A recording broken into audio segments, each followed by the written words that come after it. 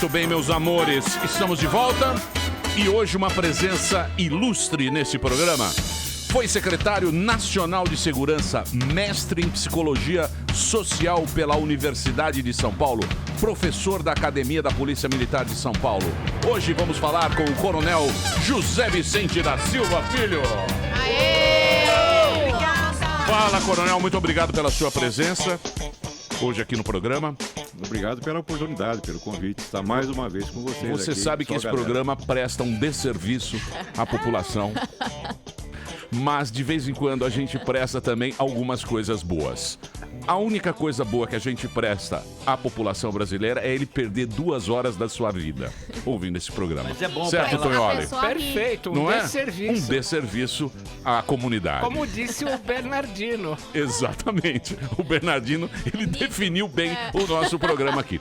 Mas o Coronel está aqui para a gente falar sobre o Rio de Janeiro, sobre essa intervenção no Rio de Janeiro com o exército na rua, tal, que a gente fica um pouco apreensivo com isso, né? Não é uma coisa muito... Não é normal. Muito normal, né? Aliás, é muito anormal, de maneira geral. O que a gente tem visto repetidamente os governos do Lula, da Dilma, que não gostam muito de milico, mas colocaram o exército pelos menores motivos. O Rio de Janeiro tem quase 20 intervenções do exército em questões de segurança, mas já foi para tudo quanto é canto. Só é justificável em algumas situações excepcionais, o Rio de Janeiro passou a ser uma delas, como é uma greve da polícia, por exemplo. Nós tivemos isso no Espírito Santo recentemente. Bahia, Fortaleza, né? Bahia. Rio Grande do Norte. Há um caos absoluto quando a polícia para. E não é só o bandido que invade a cidade e começa a fazer estrepulias. Você percebe que um largo segmento da população começa a entrar em loja. Gente de bem começa a assaltar. Gente de bem, com muitas aspas, mas Pais de família assaltantes. ninguém vai... É lógico. Ninguém vai roubar Saqueadores, Emílio, não vamos dizer assaltantes. É. Saqueadores. feijão. Nós vimos isso no carnaval, lá no supermercado, no Leblon, no Rio de Janeiro. Certo. O pessoal Acontece, levando né? tela Quem plana, aquelas coisas. Tira. Quem nunca? Quando chega no nível Eu de desordem desse tipo, quando a polícia para, até em país civilizado, isso aconteceu uma vez Na França teve. Montreal, Na no Canadá, França, a polícia parou um dia e invadiram mais de 100 lojas. Nossa, Vocês meu sabem, sonho. foi um inferno. Quer dizer, todo mundo tem um ladrão dentro de você, né? Tem. Tem um psicólogo norte-americano, Philip Zimbardo, ele fez umas pesquisas, ele está com uns 80 anos já, e ele está atuando falando que todo mundo tem um Lúcifer dentro de si. Amém. Sério? Lúcifer, Um anjo um anjo caído.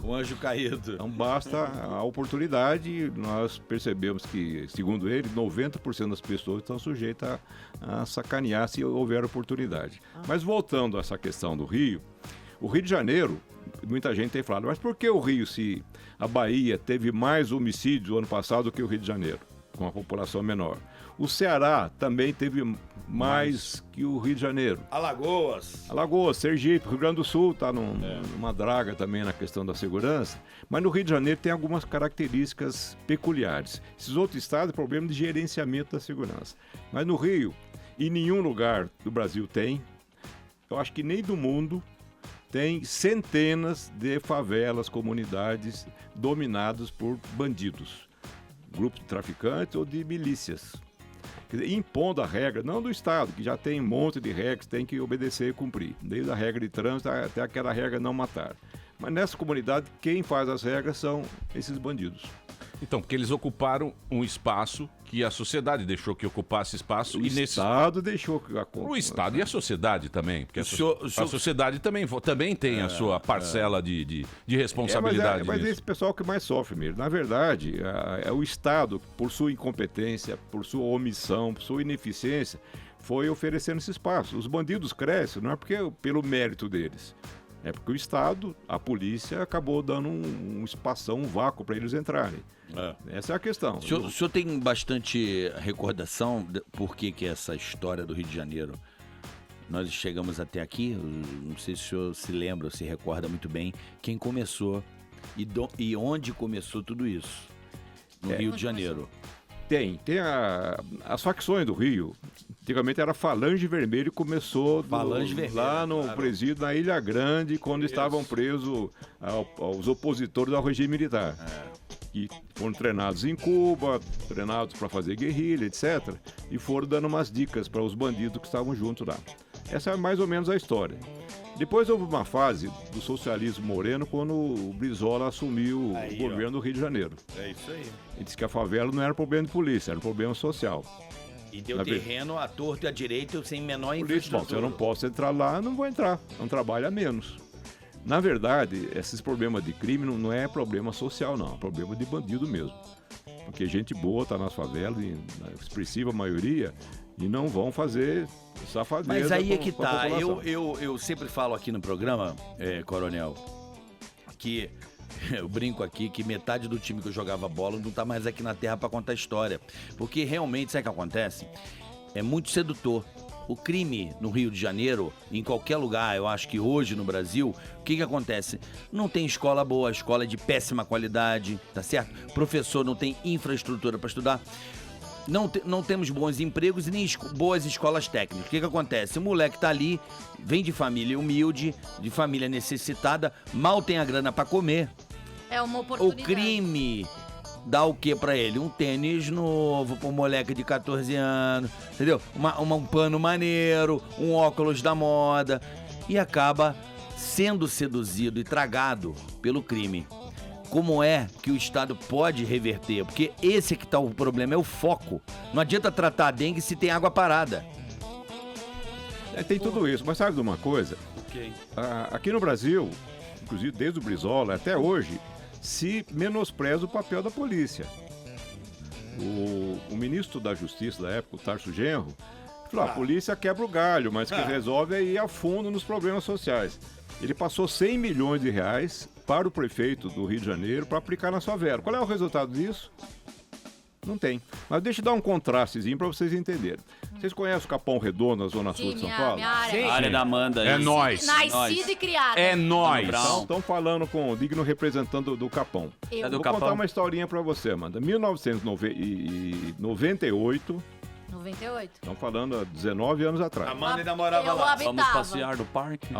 Lembra do Ferrez lá? Que eu Sim, conheço? Pois sim. é. O Capão Redondo naquela época tinha 75 mortos por 100 mil habitantes. Nossa. É coisa de Porra. guerra civil. É mais ou menos o que tem a favela do Rio de Janeiro, que tem em lugares precários do Brasil. 75. 75. Em 2017, sabe quanto chegou? Quanto? 7,7. 10 vezes menos. É nível Case, hein? Os caras comemoram. 89%. Nossa. 89,7% de redução. O que aconteceu no Capão? Cidade Tiradentes, mesma coisa. Jardim Embu, Jardim Herculano. Jardim Ângela, Os tá bairros, Jardim os distritos policiais mais violentos. Eu peguei os 10% mais violentos, uma pesquisa que eu fiz em 98. E os 10 menos violentos. Entre eles, um distrito que está aqui pertinho da Jovem Pan, aqui na região da Paulista. Aqui é um por 100 mil. Não, Aqui é deve estar numa faixa de 5. E no Capão tá 7? 7. Ó, a gente tá igual a Paulista. Não é engraçado? É por causa da Cracolândia. A queda da violência Olha pra câmera. foi 90% praticamente nos bairros mais violentos e no bairro mais chique foi 75%. O fato é que nós estamos num bairro como esse, o Capão Redondo, com todas essas ineficiências de escola, etc, Mazelas. etc. Mazelas. Aqui em São Paulo tem uma vantagem em relação ao Rio, que Geografia. a queda é uma coisa que pouca gente está ligada. Tem dois fatores sociais importantes para a garotada aí. Houve uma queda na evasão escolar. Você fala, o moleque na rua fica oficina do demônio ali. Né? E outro, um aspecto interessante, que um pesquisador aí da Inglaterra sobre violência estava constatando. Também a redução da gravidez precoce dessas jovens pobres. Isso quer dizer o seguinte, que as moças da periferia Estão cantando tendo senta, mas não estão... autocontrole. Né? Fala pra cima de mão, pra cima de mim não, negão. Não é não, etc, etc. Boa, senhor. Esse controle da garotada, e quando a polícia entrou e foi reduzindo a matança, há um mérito muito grande também da PM, que investiu no treinamento, gestão, da Polícia Civil, que entrou com a carga toda para acabar com os matadores de periferia, acabou. Matador de periferia virou uma espécie de extinção aqui em São Paulo. Isso acabou pacificando essas áreas. E áreas pacificadas, a garotada já não tem tanto estímulo para ser safado como acontece em áreas violentas. No Rio de Janeiro, dá pra perceber, né? Na apoteose, né? Eu já diria um amigo meu, no Rio, canta-se, né? Eu só quero ser feliz e andar tranquilamente. É diferente do pobre de São Paulo que canta pela revolta. No Rio há um culto mesmo, não sei se são as esquerdas, o que é. Há um glamour do bandido.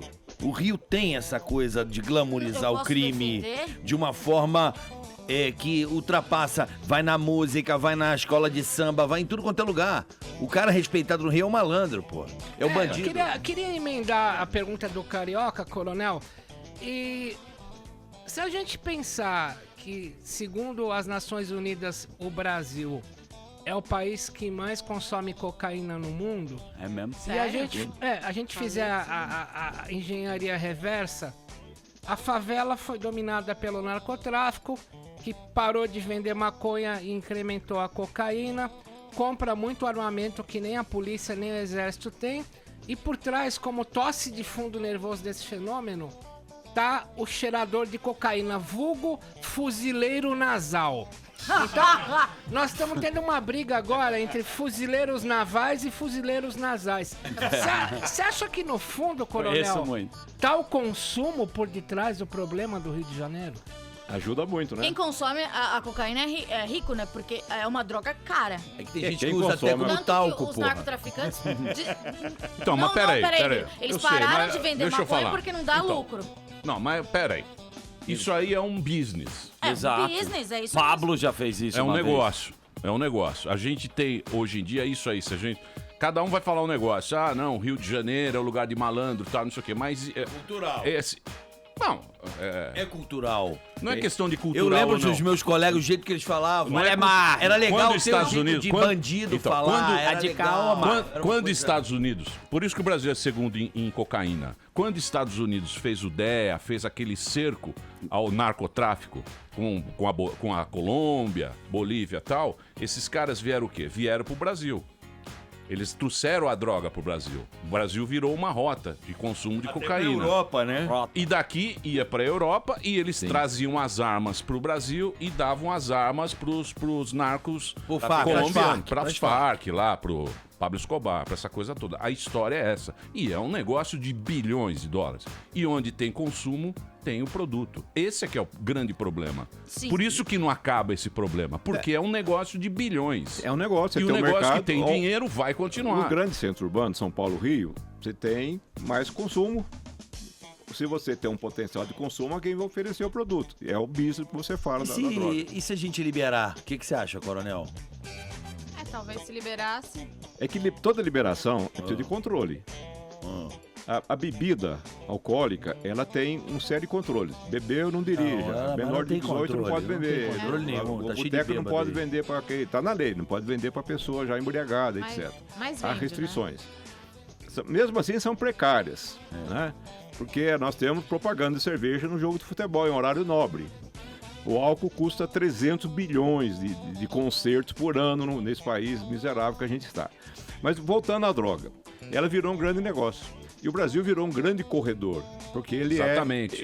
faz fronteira com os grandes É o meio do produtores, caminho. né? Bolívia, Peru e Colômbia. Isso. Colômbia ainda continua.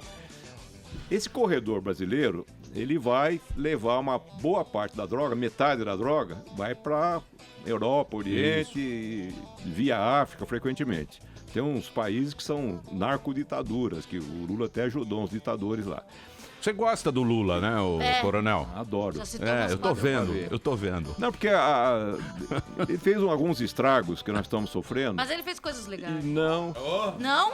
eu não sei, mas na área da segurança especificamente, eu estava na Secretaria Nacional de Segurança Pública quando veio a turma do Lula.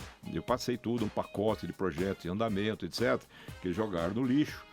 É um dos problemas do Brasil. Você não tem continuidade de políticas, inclusive na área de segurança. Mas o fato é que, se você sendo um corredor, fica muita droga no caminho. O Brasil é o segundo maior consumidor depois dos Estados Unidos. Isso. O Rio de Janeiro é um grande consumidor, porque muita parte da droga sai de lá para a África, Europa e adjacências. E todo lugar que movimenta muita droga vai ficando um naco dessa droga Então, no mas local. isso não vai acabar porque alguém ganha muito dinheiro com isso. Com A quem certeza. interessa E essa droga não vai na barriga de velhinhos para a Europa, nem na canela de nigerianos. Essa droga Exatamente. sai de container. Isso. É. Ela sai Isso. por ano Agulha pelo é menos por das 50 armas, né? toneladas. É profissional o negócio. É O profissional. negócio é uma Meu indústria. amor. O negócio é uma indústria. Então não é aquela Não é, garota não é o menino que tá lá. de bermuda e chinelo Isso. na favela Aviãozinho. que está cuidando É, disso. é. Evidentemente que tem o buraco mais em cima. E aí vem uma questão importante. O Rio de Janeiro, eu mencionei, ele precisava de uma cacetada aí em termos de segurança, porque tem dois grandes problemas. Um monte de comunidade onde o Estado só entra pedindo licença para o chefão, o bandido entra tirando. E além disso, se juntar, acho que todos os estados do Brasil, não vai dar a quantidade de armas de guerra que estão no Rio de Janeiro. Nossa. Aquilo é guerra. Então você tem menos homicídio, mas a qualidade da violência, ela chega a atingir, inclusive, áreas extensas do Estado, longe até dos entreveros dos bandidos. Nós tivemos, dia 6 agora de fevereiro, 3 principais vias do Estado fechadas, porque estavam fazendo estripulia lá, os bandidos e os mocinhos. Não, eles sequestraram o cara da energia para ligar a luz, sequestram a pessoa caras são da poderosíssimos. saúde para dar vacina de febre amarela e outro tal. poder, né? Chegou a um ponto, Exatamente. chegou a um ponto de ser poder mesmo, de ser poder, É. de mandar. No, O que é poder? É aquele que estabelece as regras e quem não cumpre, ele vai castigar. Quem tá no poder? Então você é multado porque não atravessou o sinal vermelho e lá eles têm a regra deles. Uhum. Não pode isso, não pode aquilo, dominam a regra dele. Quem pune são eles, a moda dele. Tribunal. Então, Então- essa sociedade está longe desse aparato do Estado. E o aparato do Estado de segurança não estava dando conta desse problema no Rio de Janeiro. Por um monte de mazelas. Tem, por exemplo, mais de 8 mil PMs que estão afastados das ruas. Como assim? Tem uma matéria na Folha de São Paulo Tem de mais hoje. sargento do que soldado, porra. O sargento Isso aí? cuidando da portaria do quartel. Como assim?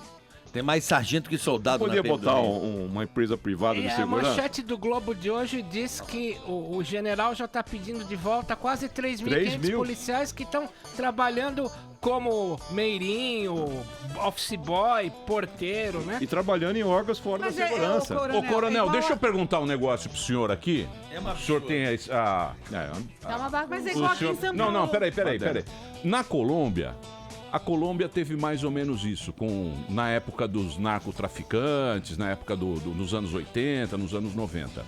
Hoje em dia ela continua produzindo cocaína e continua mandando cocaína pro mundo inteiro. Como é que eles resolveram o problema na Colômbia com os narcotraficantes? Porque parece que eles ainda continuam, mas ela não está nos centros urbanos. Quem que produz hoje em dia na Colômbia? Como é que foi o trabalho na Colômbia? A Colômbia tinha 3 questões lá. Uma questão da droga, a questão da guerrilha da Farc, que tinha ligações também com a produção de droga, e o banditismo urbano. Por vários motivos.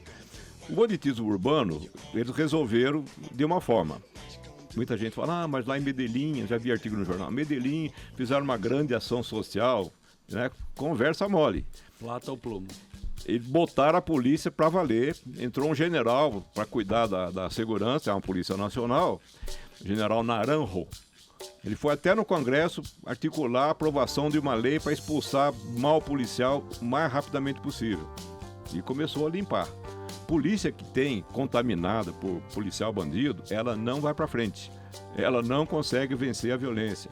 E o Rio de Janeiro está com um problema gravíssimo. É muita gente. É muito. É muito absurdo. Então, esse trabalho na Colômbia começou com empoderando, né, como se diz, a polícia.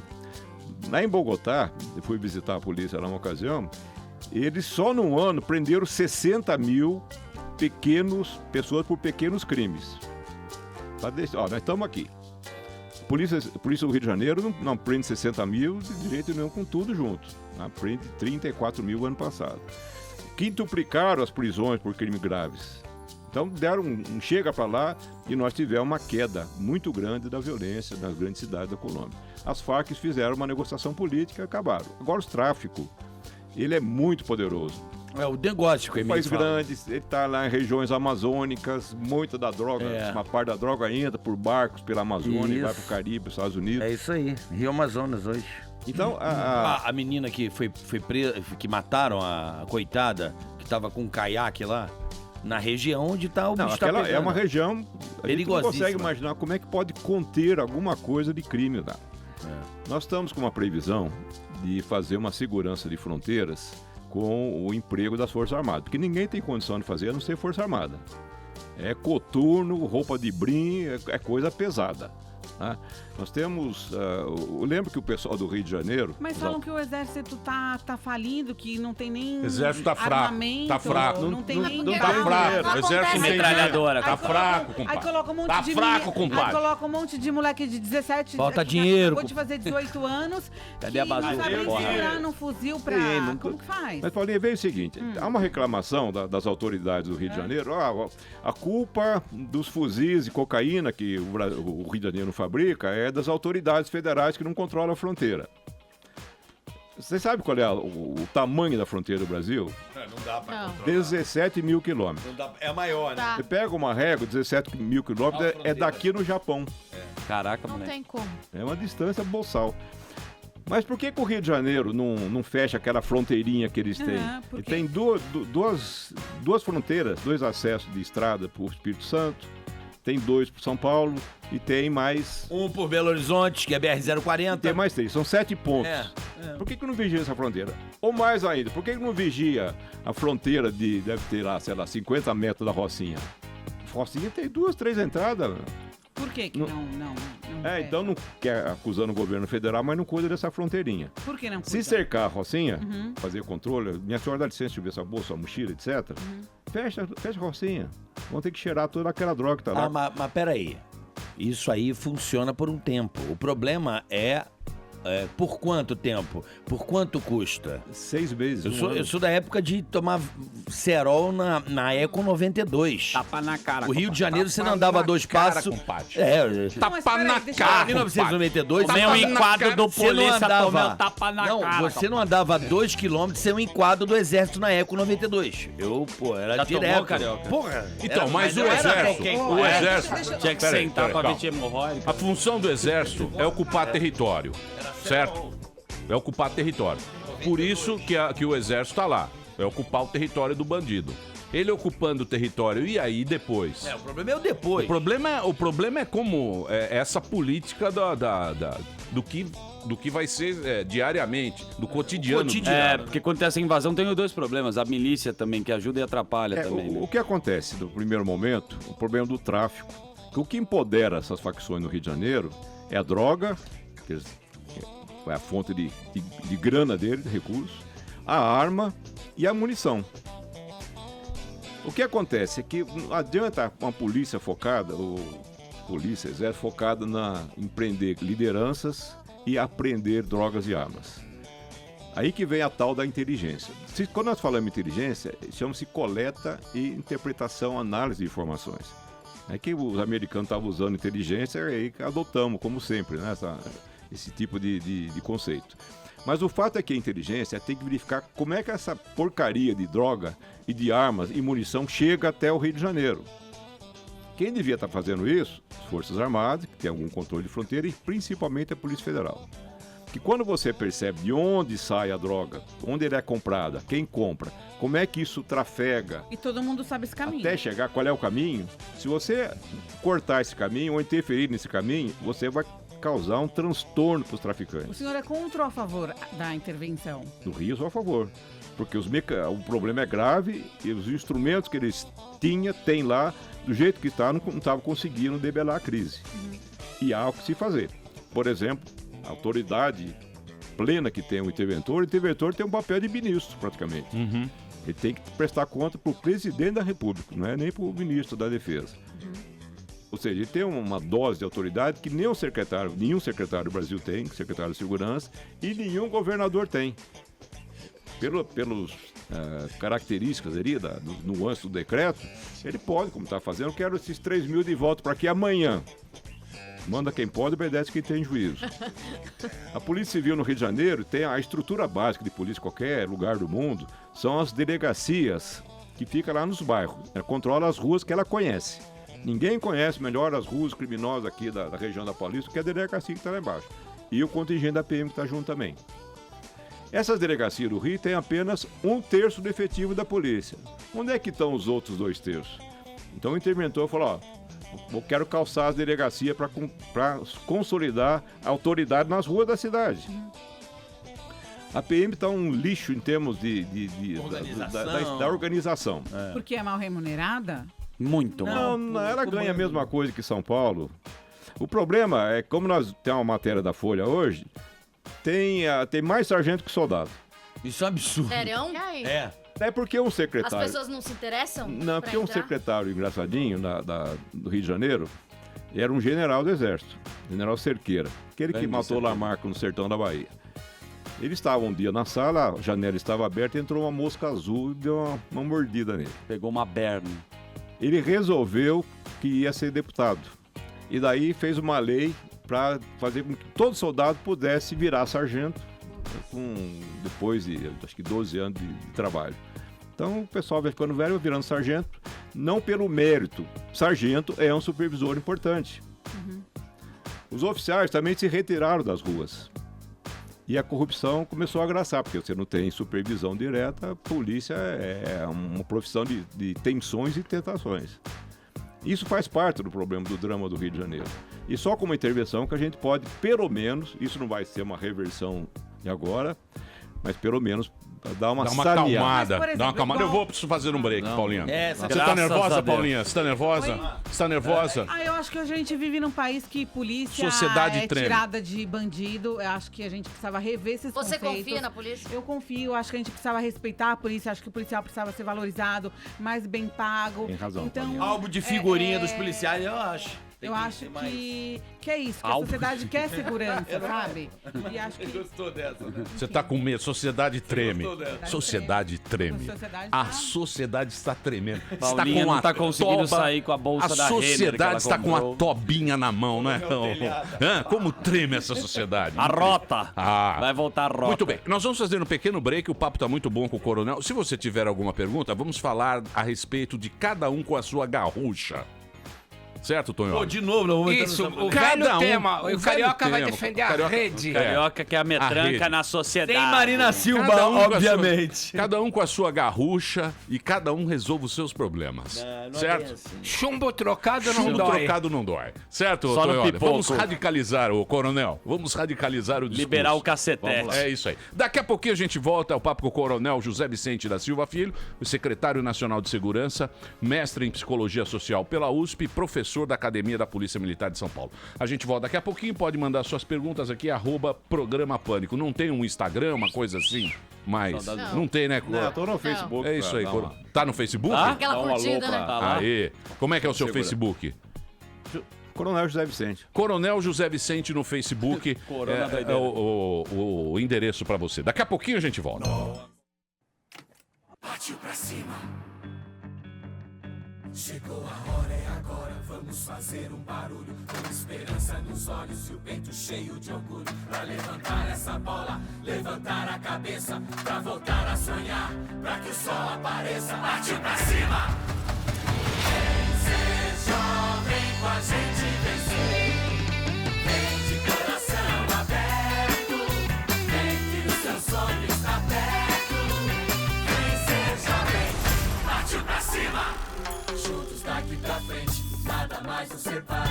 Mesmo contra a corrente, nossa marcha não para. Nossos votos de paz, prosperidade e saúde. Mais amor, mais justiça, mais atitude. Vem ser jovem com a gente vencer. Vem de coração aberto. Vem que o seu sonho está perto. Vem ser jovem.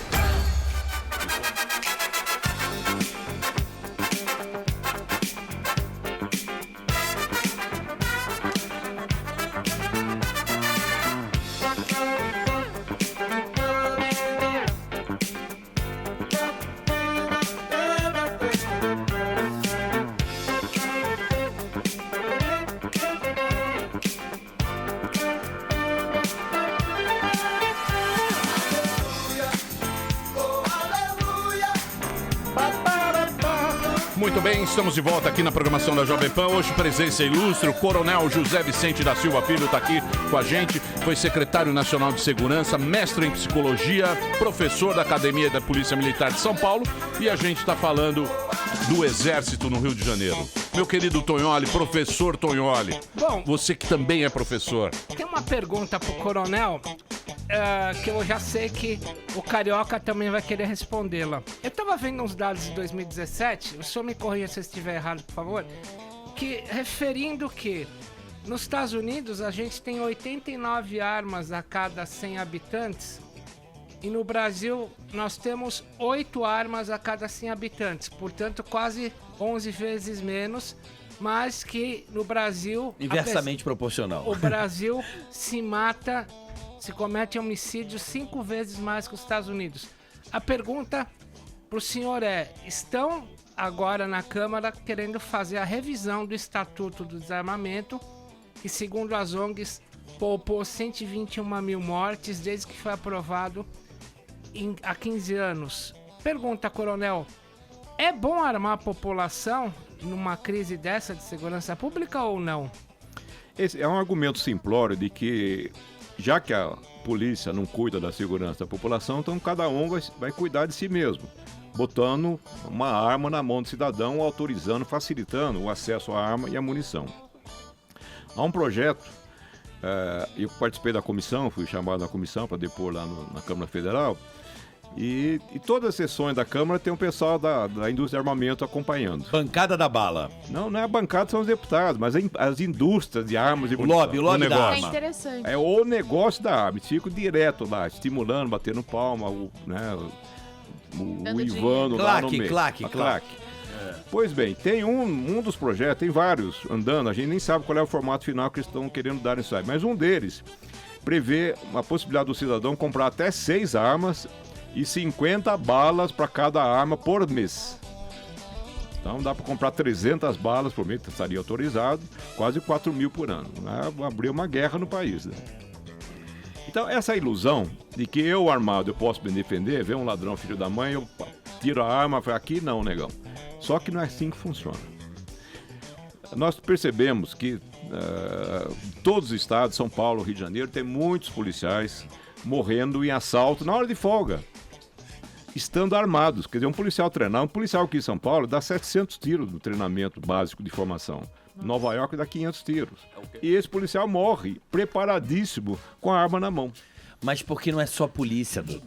É porque o bandido ele sabe que 8 em cada 100 tem arma. E não 80. Mas essa é a diferença. Não é isso. É a diferença.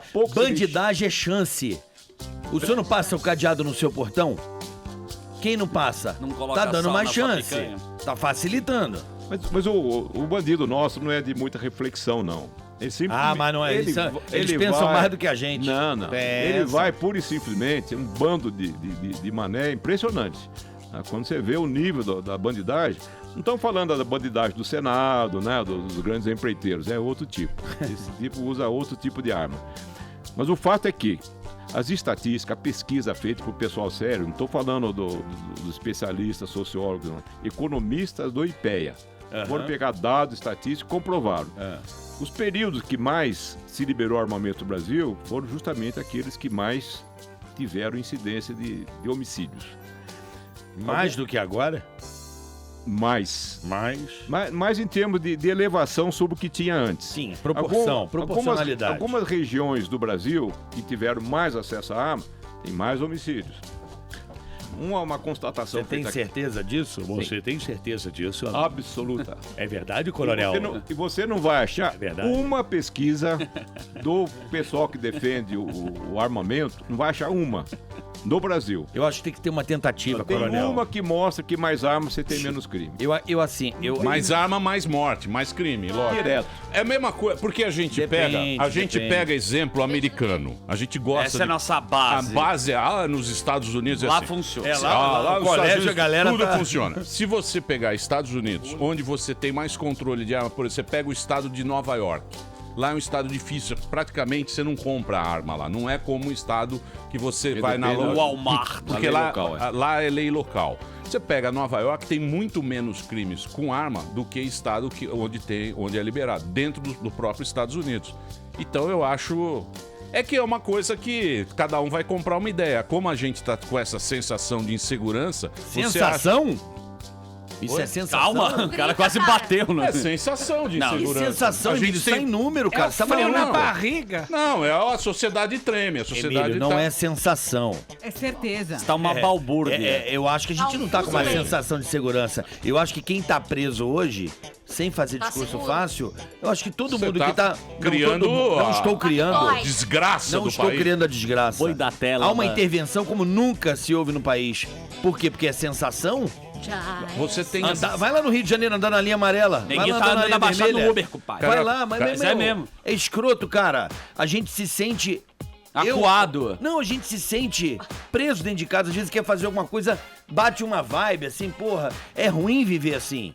péssimo. É Com esse péssimo. medo. Ô, Coronel, eu tava pegando o teu pensamento, indo na carona do Carioca, e lembrando desse caso que aconteceu anteontem aqui no portal do Morumbi, em que um bandido saiu do meio do mato, deu 9 tiros de 7,65 num empresário. O empresário tomou 9 tiros, não morreu, e achou-se uma arma do empresário dentro do carro. Ou seja, a lei da bandidagem é a lei da surpresa, não é? Ter uma arma não consegue surpreender a surpresa. Essa é uma coisa interessante. Foi feito um levantamento pelo Ministério Público aqui de São Paulo, as pessoas que morreram em assaltos. A proporção de pessoas armadas é maior quando morre assalto do que os que não estão armados. Porque com a arma o sujeito resolve tomar uma opção que ele não teria desarmado, de reagir. Você ouviu, Carica? E reagir é complicado porque o ladrão está com a vantagem da surpresa. A posição dele numa situação de carro é uma posição vantajosa. Aí a arma para atacar é ótima, mas para defender não é tão boa assim. Agora, Coronel, vamos lá. O senhor como um cara... Corona. Já foi secretário, coronel. Vamos lá um exemplo. Um policial sofre um ataque. Às vezes a pessoa não reage, tá certo? Porque acha que o bandido tá com apoio de outros bandidos. Então, fala, pô, eu não sei se eu posso reagir, matar esse cara, mas vem um por trás e me pega. Às vezes também não dá pra... Peraí, isso acontece e muito. É o que mais acontece em morte de policial, não é o próprio. O policial, ele consegue atingir o bandido. O problema é a cobertura que o bandido tem. Quando eu falo de armamento, quando eu falo da rede aqui, é justamente o bandido também, ele tem que ter uma sensação de que ele vai fazer e vai ter uma cobertura pra pegar ele também. Isso inibe. Inibe. Sabe aquele pega ladrão, o ladrãozinho de cordão do centro? Que a galera sai dando bicuda e pega o maluco na porrada aí? Mas você não acha que isso é um fato isolado? Porque a partir do momento que todo mundo tem arma, numa discussão, por exemplo, você briga com o cara do... Eu tô falando pra um cara que não é criminoso. Mas é pontual. Peraí, eu tô falando pra um cara que não é criminoso, tá certo? Ele não tem uma mente criminosa, mas acaba sendo induzido pela dificuldade da vida. Eu sei, mas o problema não é o bandido A pé de chinelo. facilidade faz o cara. Mas você tá falando de bandido Em pé outras de chinelo. situações. Estamos falando de Pé de chinelo um que país mata e irregular. destrói uma porrada de sei, família, Carioca. Emílio. Mas o problema... O pé de chinelo é que mata, que faz o latrocínio, porra. Que paroca, destrói a família aí. Cara, tá impossível. O que a gente tá falando aqui é do bandido grande, é do narcotraficante, é do cara Da que onde tem... vem? É a origem. Não, eu tô falando de assalto, Não, número de Eu crimes sei, Carioca. de cidades. Sei, Não tô falando de narcotráfico, isso aí foi no primeiro bloco. Você veio falar no segundo bloco. Eu sei, Carioca, mas a gente tá falando do negócio maior aqui, que é o quê? É o cara ir lá, o exército tá lá. É o que a gente tá falando aqui. Não é do. Tá indo do lá assalto. porque A gente tá falando do negócio do Rio de Janeiro. O Rio de Janeiro é um negócio que a gente tá falando que é business, é negócio, Então, é posso dinheiro. fazer uma pergunta sobre isso? É droga que tá entrando Posso lá. fazer uma pergunta? O que a gente Cara, queria saber... o filme já resumiu. É o filme do Padilha. O Rio de Janeiro, quem assistiu Tropa de Elite 1 e 2, bem aquilo é o Rio de Janeiro. Calma, vamos Acabou. tentar saber Tá que muito deve bem resolver o problema. tá muito Calma, bem Carioca, explicado ali. calma. Não Posso fique fazer uma nervoso. pergunta, Emílio? Não Eu fique tô errado, nervoso. Coronel. O filme não explica O bem. filme é aquilo. Aliás, quem disse isso é o Rodrigo Pimentel, que foi um dos roteiristas do filme, foi capitão do BOPE, saiu da polícia, porque ele não aguentava mais aquilo lá. E eu tive uma conversa com ele e falou: olha, nós vamos lançar o Tropa de Elite 2. Aquilo que está lá é uma pequena amostra da realidade da polícia, da segurança Mas que tem. Então, peraí, calma, É um calma, é um calma, retrato. calma. Coronel, vamos falar sério Emílio, agora. vamos lá. Testas franzidas. Nós precisamos de estrutura, certo? Nós precisamos de estrutura. O que está faltando? É a estrutura. Nós do Exército sabemos que é estrutura, hierarquia e disciplina. Acabou.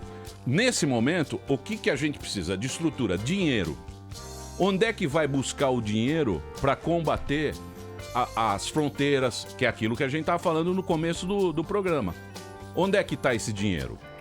Olha, Emílio, a única salvação que eu vejo atualmente, nós estamos com um projeto no Senado, é bem provável que seja aprovada a legalização do jogo no Brasil. Cassino. Cassino. Bingo. O jogo clandestino no Brasil movimenta mais dinheiro do que todo o tráfico de drogas do país, que é calculado em 16 bilhões.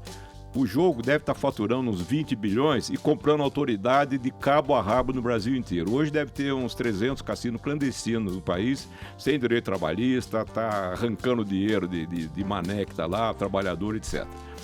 Mas passando isso aí, uma regulamentação bastante severa que está de controle do dinheiro ali, há uma possibilidade de arrecadar de 20 a 30 bilhões por ano de impostos. Se pegar uma parcela, vamos amarrar 30% disso aí, uns 6 bilhões por ano, dá para a gente financiar a segurança em vários sentidos.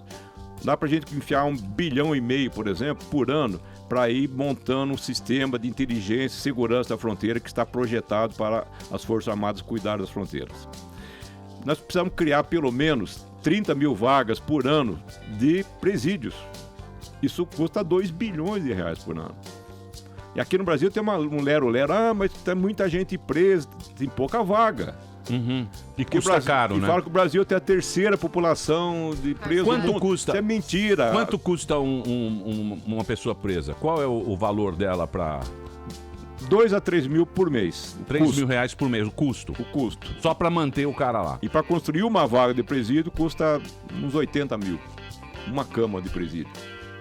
Mas tem outra solução. Mas o senhor falou isso do jogo, etc.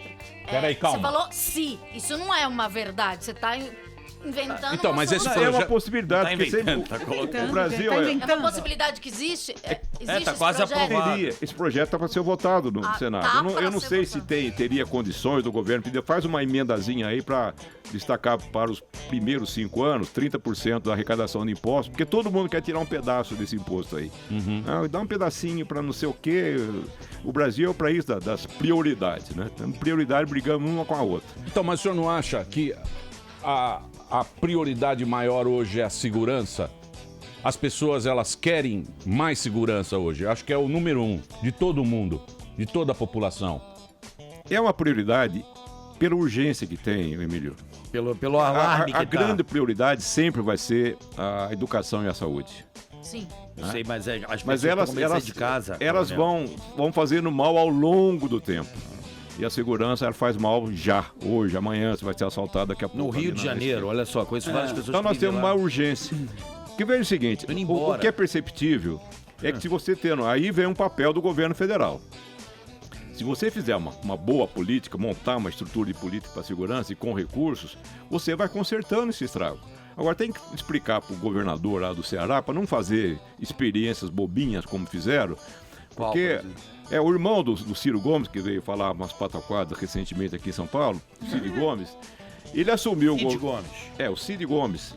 Ele assumiu o governo... O senhor gosta da canhota, né? Também. Adoro. Estou percebendo que o senhor é fã dos canhota. Não é porque vem solução com florzinha. Não funciona assim. Você não gosta da florzinha do Facebook? Do gratidão? Não sou muito só aquele murro. Ele dá um soquinho. Não sabe o que acontece? O problema é dar falsas soluções. Boa. Como o Tarso Genro fez. Não, vamos cuidar da ideologia, da origem, da causa. Então, por exemplo, o que o Macron está fazendo na França, o senhor acha que não vai funcionar?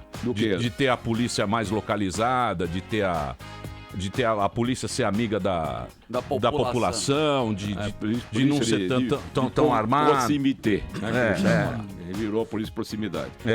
Você não concorda com essa polícia de proximidade? Não, a polícia... Eu já vi, tem um relatório de polícia comunitária dos Estados Unidos, 20 anos de polícia comunitária. Conversei com o autor do livro, trabalhou com isso, o Jack Green, levei para tomar cerveja aqui em São Sebastião.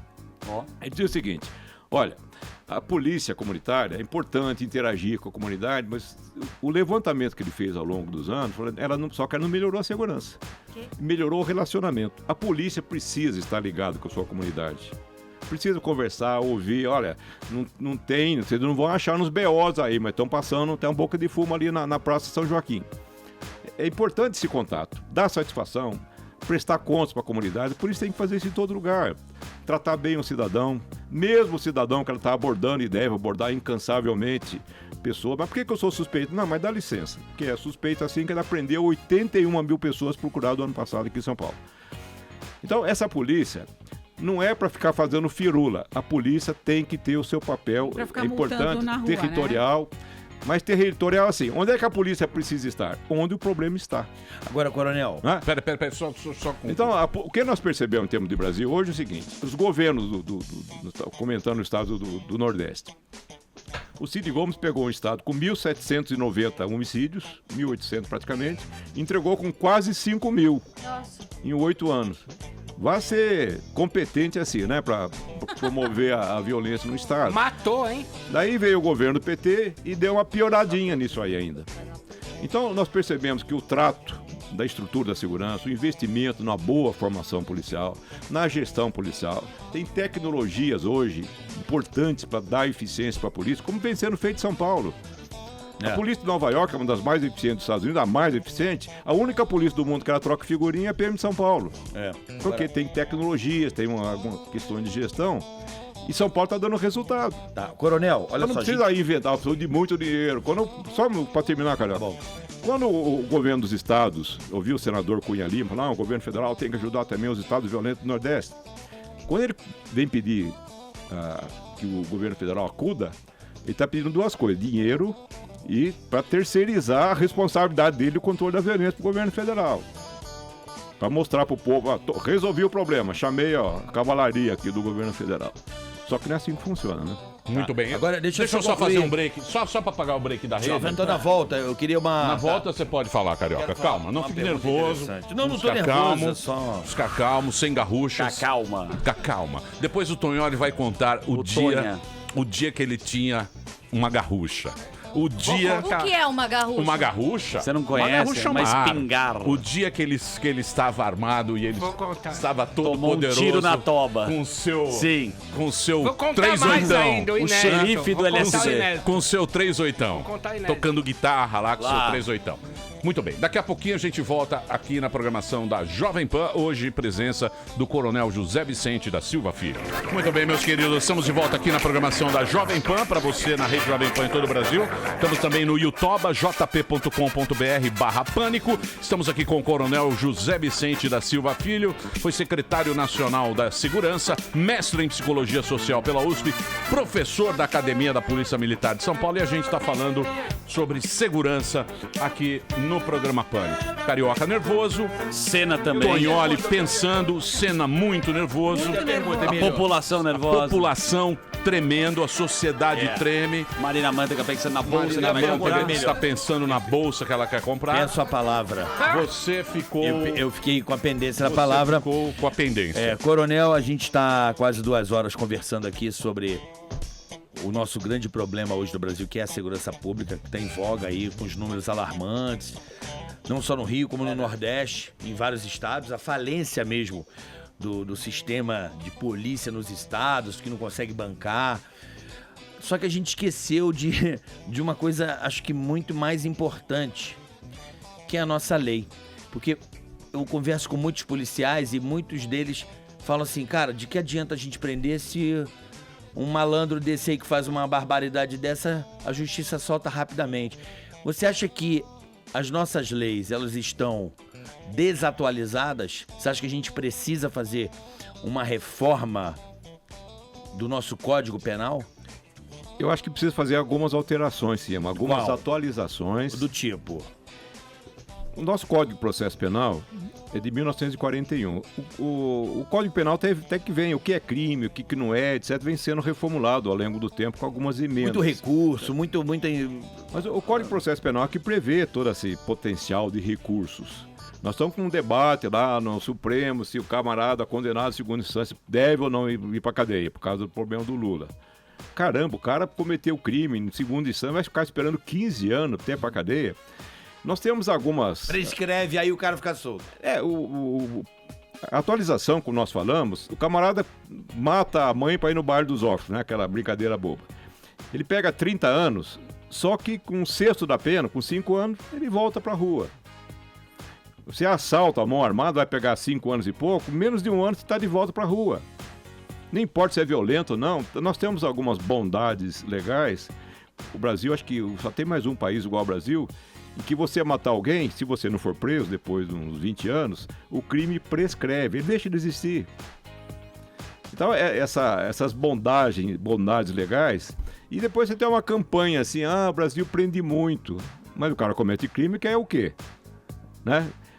Porque o Brasil tem a terceira maior população do planeta de presos.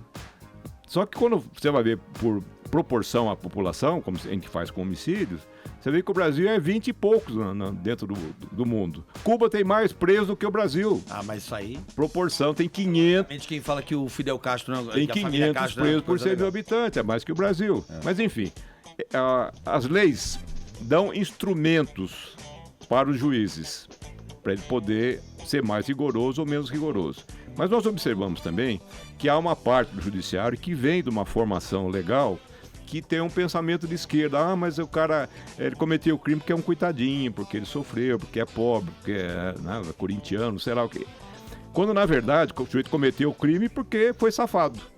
Verdade. Esse negócio de culpar a condição social do cara, como ela é responsável pelo crime dele, isso é conversa mole. Até porque nós estamos cansados de viver na Lava Jato um monte de safadão, bandido de gravata, né? E cheio de dinheiro roubando. Coronel, rodou nas redes sociais entre os militares que estão no Rio um texto atribuído ao coronel Carlos Alberto Bastos Moreira, chamado A Todos Meus Irmãos de Armas, que eu achei maravilhoso, até li uns trechos dele no Jornal da Manhã. Ele fala do perigo por um militar que não vai poder atirar. Cabe à Polícia Civil na intervenção o papel de atirar. E ele, olha o trecho que ele termina a carta.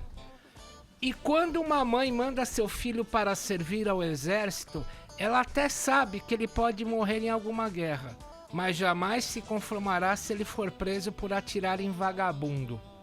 Como é que é colocar o exército que não pode usar arma numa intervenção, coronel, dentro da sua cabeça de estrategista?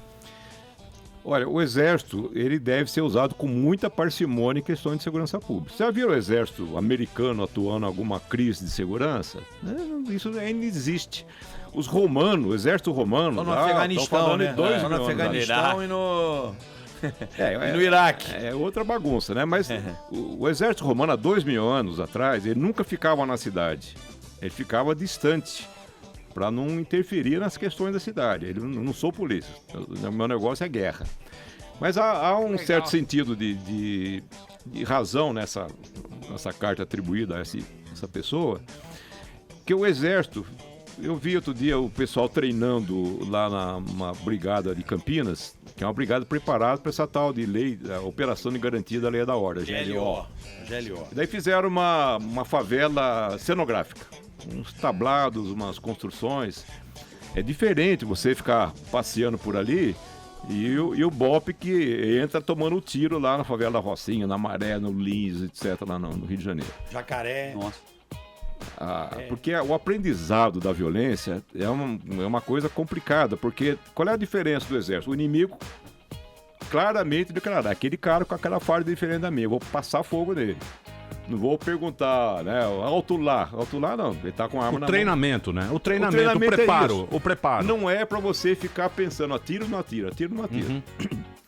O policial, ele tem que pensar 20 vezes, atira ou não atira, atira ou não atira. Ele tem que abordar pessoas que parecem pessoas normais e de repente se transforma num animal pulando no pescoço dele. Subitamente, né, como diz os manuais, até os manuais americanos, os objetos comuns do dia a dia se transformam em armas. Eu vi um exemplo no livro americano, dizendo, o sujeito vai...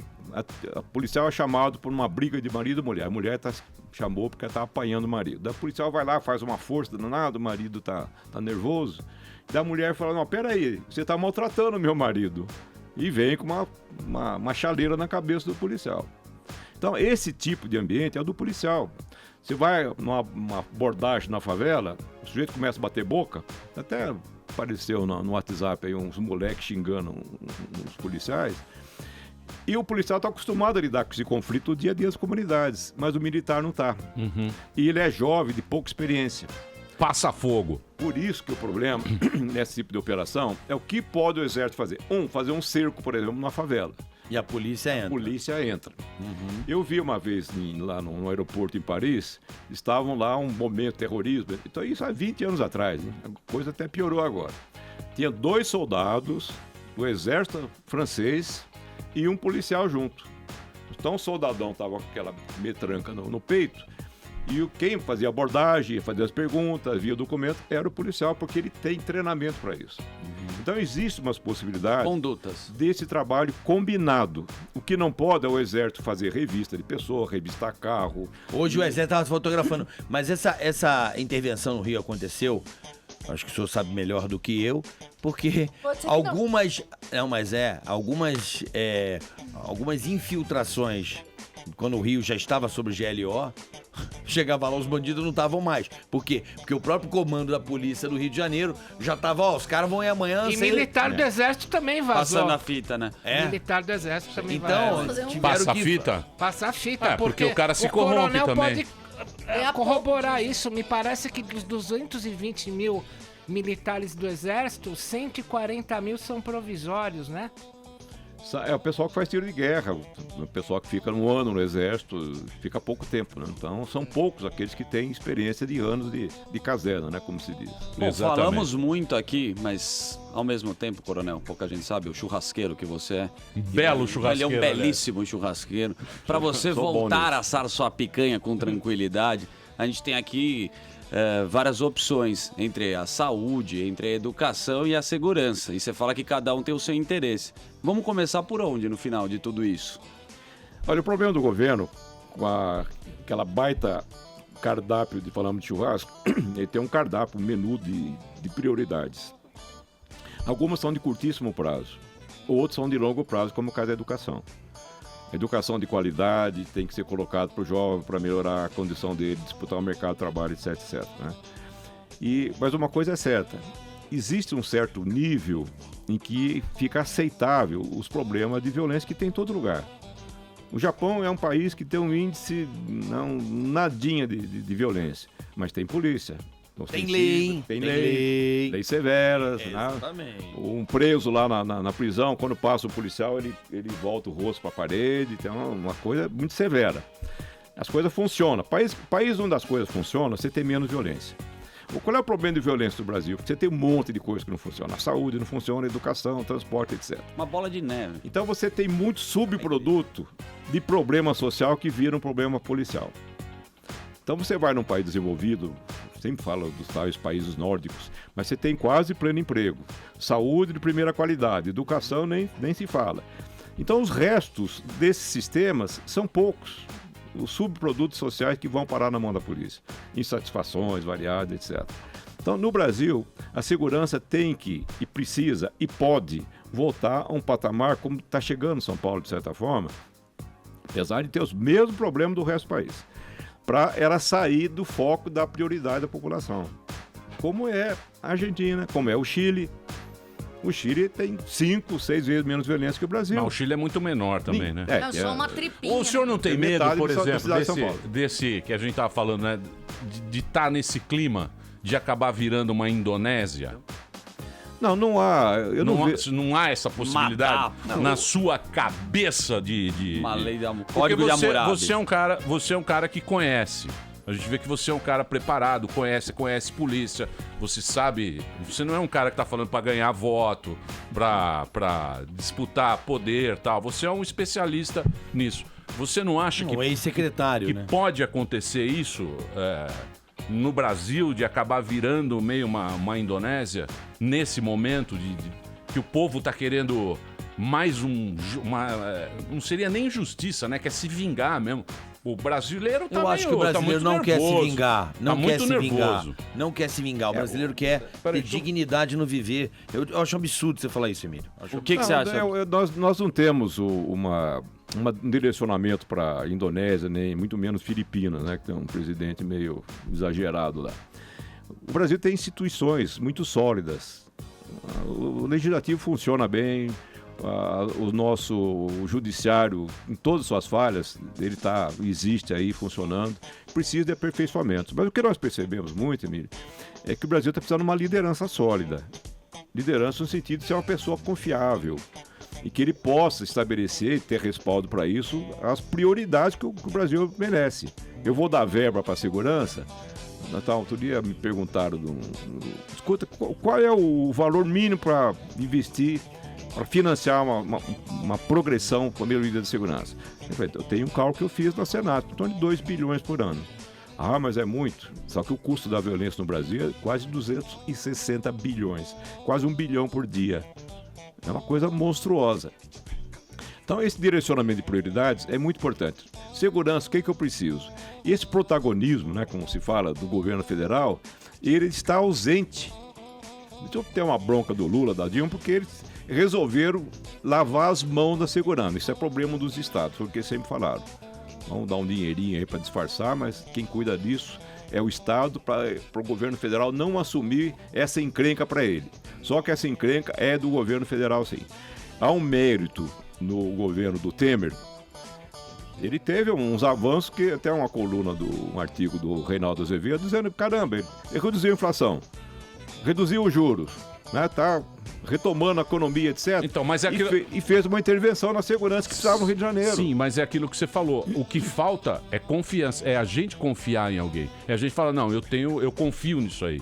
Esse que eu acho que é o grande problema. Então, você espera que alguém vá resolver esse problema. A gente só vai confiar com lei forte, com lei rigorosa. Não, mas quem que você vai confiar? A gente tem que votar num congresso que fale o seguinte, não, deputado que diga o seguinte, queremos reformar o nosso Código Penal. Sabe, Carioca. O Brasil é impunidade. É juiz que solta, não porque o juiz quer soltar, porque a lei protege. Aliás, olha, manchete do UOL agora, acabou de sair.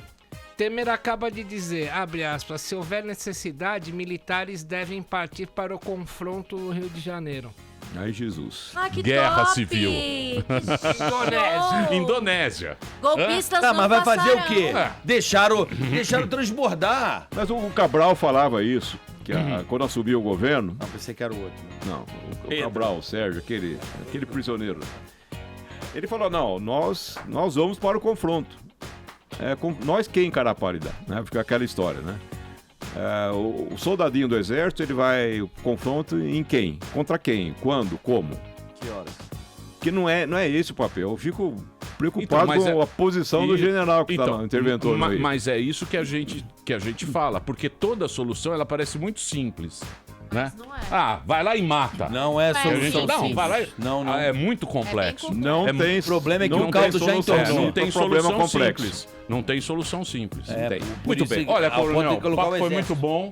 Tonholi, conte agora a sua aventura. Você que era um homem que andava armado. Ah, é bonita essa história do Tonholi. Conta a história. Eu vou contar o resto. Pra fechar o... Coronel, o senhor lembra quando a Erundina encontrou aquele cemitério em Perus com as ossadas dos guerrilheiros? Lembro, sim. Tava lá os dois peritos, viu, Emílio? Nelson Massini e o Fortunato Badam Palhares. E eu fui pela Folha de São Paulo cobrir as ossadas. Aí minha caneta caiu no meio de umas caveiras. Putz. Que isso? Eu tava meio estressado e botei a caneta na boca. Que nojo. Bom, e aí eu peguei uma infecção. Putz. Que minha boca ficou, coronel, com elefantíase. Nossa. Armagedonicamente elefantíaca. Perdeu todos os dias. Aí, o que acontece? O dono da Folha de São Paulo, Otávio Farias Filho, liga na minha casa, eu todo ferrado com a boca e fala... Ô, Tonholi, você não se importa em ser manchete do Notícias Populares? Eu falei, imagine! Meu sonho. Eu já escrachei tanta gente, pode me escrachar. Aí veio o final do Notícias Popular em casa, fez uma foto... Maldição da tumba ataca repórter. A minha foto, aí depois embaixo.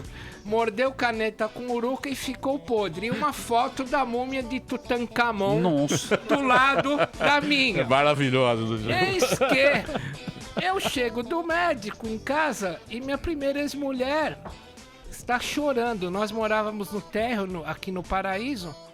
E que foi? Ela tava meio ensanguentada. Gente. Uns vizinhos que não gostavam de mim apedrejaram a janela, segurando Notícias Popular na mão e berrando: Romeu Tumba! Romeu Tumba!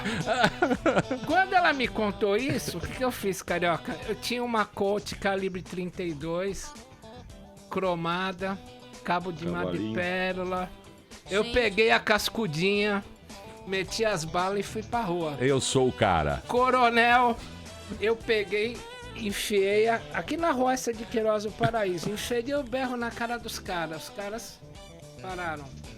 Aí um falou pra mim assim, coronel: agora atira. Se for homem, atira. E eu pensei, quando ele viu que eu tava pensando algumas vezes, ele veio pra cima. Aí eu dei uns tiros pro alto, né? E eles saíram correndo. Aí eu fui correndo, pedi socorro para um ex-comandante da rota, que foi muito seu amigo, o final do Coronel Hermes Bittencourt Cruz. Falei: coronel, tá aqui a arma. Fui na rota falar com o Coronel Cruz. Tira isso aqui da minha mão. Por isso que eu digo: cuidado ao usar a sua arma, a vítima pode ser você. Exatamente. Coronel, muito obrigado pela sua presença. Apareça sempre aí. Sempre o papo é muito bom. Coronel José Vicente da Silva Filho. Para você, o trabalho, ele tem o Facebook. Entra lá, Coronel José Vicente. Obrigado, hein? Valeu. Valeu. Um abraço. Nós vai ali e volta, nós só vai ali e volta já. Muito bem, meus queridos, esse é o Justin Timberlake aqui na programação da Jovem Pan.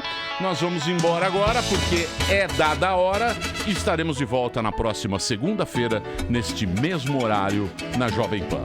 É isso aí, bichão. Dar um recado pra rapaziada, Emílio? Lógico. Hoje, então, eu tenho um show em Barueri, no Teatro Municipal de Barueri, a partir das 9 da noite. Mais companhias, são meus principais personagens. E amanhã, Uberaba, tá certo? Amanhã, Uberaba, Teatro Veracruz, às 8 da noite, em Minas Gerais, Uberaba. Valeu? É isso aí, bichão. Semana que vem, Campinas, hein? Parabéns. Sexta e sábado, Campinas. Exatamente, Shopping Guatemi. É isso aí, bichão. Eu estou indo embora. Hoje teremos o quê? Zu. Um belíssimo almoço. Um almoço um almoço que a gente fala coreano? Só nós. Quem sai da mesa a gente fala mal. Coreano. Vamos no coreano? Vamos, com o Gordão do Meirelles. Gordão do Meirelles. Aliás, Como é que 1º de vendeu, março. Aliás, posso falar uma coisa? Impressionante o poder da rádio e da sua locução. É o poder. 1º de março, quinta-feira, estreia, totalmente devaneio, ingressorápido.com. E com a sua chamada, eu não tô brincando, na hora venderam 50 ingressos. Tá vendo só? Impressionante. Chama o meu Você canal pode aí. falar novamente? 1º de março, por favor. Olha, dias 1... Todas as quintas-feiras. Todas as quintas-feiras no Morumbi, no Shopping Morumbi, Teatro Morumbi, Daniel Zuckerman, ele estará fazendo um humor judaico. Exato. Ou Análise seja, do Sai brasileiro. vai ser a profanação da nossa querida Torá. Não. Hoje é Shabbat, pelo amor de Deus. A comunidade judaica está tremendo nesse momento, porque ele vai finalmente... Bastidores da hebraica. Bastidores da hebraica estão estremecidos, porém muito engraçado. Todos sabem que os judeus têm um bom senso de humor. Seinfeld, Seinfeld, Woody vários, Allen. exatamente. Woody Woody Allen, Allen, coisas Dessa boas. escola. E estará ele e o Gordão. Quem é o Gordão? O Gordão é o Meirelles. Já ganhou vários prêmios de stand-up. Exatamente. Eles vão estar todas as quintas-feiras no Morumbi, no Shopping Morumbi. Perfeitamente, às 9 horas. Com espetáculo. Ingressorápido.com. Muito obrigado. Ingressorápido.com. Que belo merchan Eu que quero você saber faz. o seguinte: Pois é. se aquela foto com o nosso querido Henry Sobel. Cara, você Nossa, sabe que qual tem que que é? ter Eu vou flyer. fazer a análise do meu bar mitzvah. Eu vou Henry desconstruir a minha história. É O isso aí. bullying que Fale. aqui me fortaleceu. É isso aí, bichão. Valeu, Henry Sobel. Tamo junto. Henry Sobel. Vai ser o primeiro convidado. Vejam Mentira. vocês. Ele vai Ele entrevistar vai, o Henry então eu vou. Sobel. Vamos. Ah, não. Muito bem. Sério?